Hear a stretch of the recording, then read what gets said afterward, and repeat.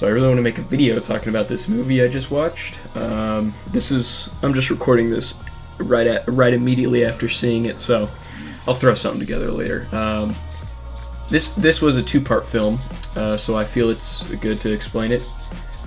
Give some context. Basically, in the first movie, you watch a kid record himself murdering his family in some elaborate way for this ghost character named Bagel.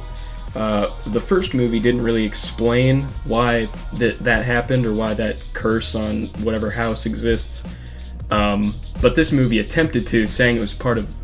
It had to do with, like, aesthetic death. So the whole reason the kid kills the family is to film it for Bagul, and he explains that it's been happening for hundreds of years, so how did the whole ritual go down before cameras?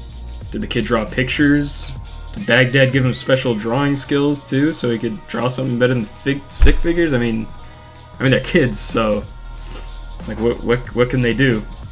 Another problem in the film I had was the dad character was... He was supposed to be portrayed as a total dick, but, like, it was so unnaturally, like, aggressive, this character. Like, okay, here's a scene that I actually laughed out loud at. I'll put it on.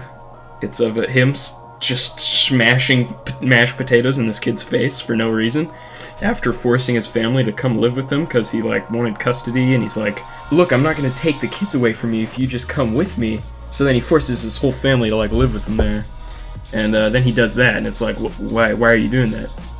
And the movie explains that he's got connections elsewhere with police and a bunch of people, and they work under him or for him, so...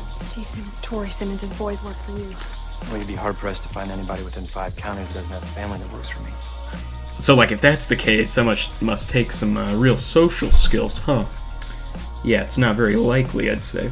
The last thing I have opinions on is the final scene, really. At least the last 20 minutes, 30 minutes.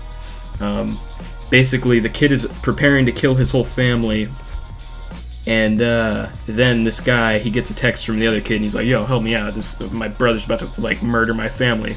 So then he drives into the cornfield or whatever, and, like, hits this kid with his car, cuts down the girl and the kid, knowing 100% what's going on right now, and he decides to leave his car in that cornfield and run what looks like a mile back to the house. This kid is like 4'11". I'd pseudo-kick that tot in the chest, steal his camera, get in the car, and drive away. Seriously, I anticipated that autism, though, so at this point I was like, oh, he should pseudo-kick the camera so he can't record it, which at the time was a total shot in the dark, but then he actually did it later, and I was like, oh my god. And the only thing that actually ended up happening to that kid was, Bagel passive-aggressively putting his hand on the kid's shoulder while he made him all dusty and dead-looking. But, like, he was gonna end up dead anyway, right? I don't really know what he expected to happen after he recorded himself killing his family. Did he not think to wonder how all those kids that also killed their families ended up dead? I feel like I would instantly be questioning that, and, yeah. Also, that kid totally could have caught up to them in that cornfield scene if he wasn't focused on vlogging himself running the whole time.